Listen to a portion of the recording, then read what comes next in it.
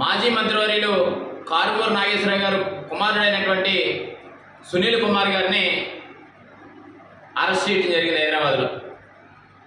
కూటమి ప్రభుత్వం అధికారంలోకి వచ్చిన తర్వాత బలహీన వర్గాల్ని, కాపుల్ని అణగదొక్కడమే ప్రధాన ఎజెండాగా తీసుకునేటువంటి పరిస్థితి మనం చూస్తూ ఉన్నాం.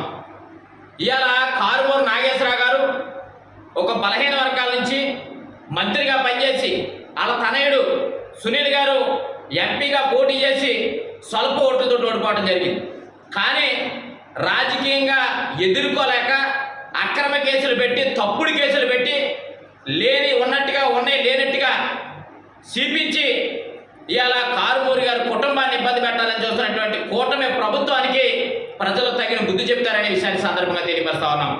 ఇవాళ మనం చూస్తూ ఉంటే రాష్ట్రంలో పాలనను పక్కన పెట్టి, ప్రజా సంక్షేమ పాలన పక్కన పెట్టి, ఇస్తాననేటువంటి సంక్షేమ పథకాలను పక్కన పెట్టి ఈరోజు కూటమి ప్రభుత్వం అధికారంలోకి రావడానికి ఒక పక్కన బలహీన వర్గాలు, ఒక పక్కన కాపులు.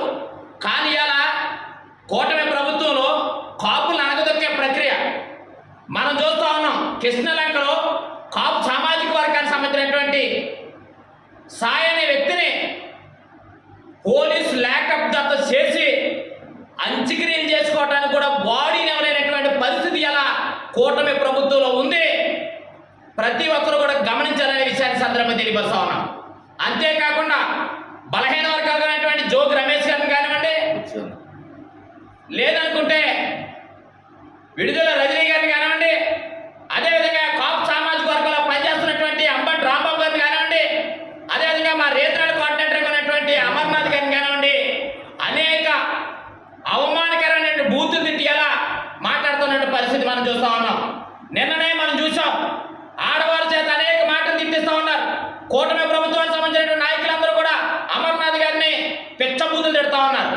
ఆయన అన్నదేంటి, హోంశాఖ ఏమైపోయింది, ఆంధ్రాలో మేకప్ మీద ఉన్నటువంటి ఇంట్రెస్ట్ ప్రజా పాలన మీద లేదు.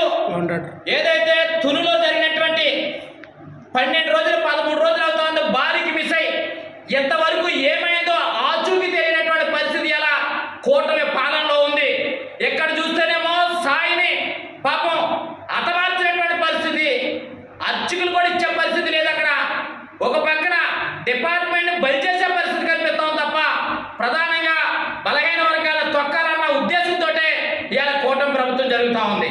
కారుమూరి నాగేశ్వరరావు గారిని కానివ్వండి, లేకపోతే ఏదైతే వాళ్ళ అబ్బాయి తన సునీల్ కుమార్ గారిని కానివ్వండి, ఎన్ని కేసులు పెట్టినా న్యాయస్థానాల ద్వారా ఎదుర్కోవడానికి మా నాయకత్వం సిద్ధంగా ఉందనే విషయాన్ని మీ అందరికీ కూడా తెలియపరుస్తా ఉన్నాం.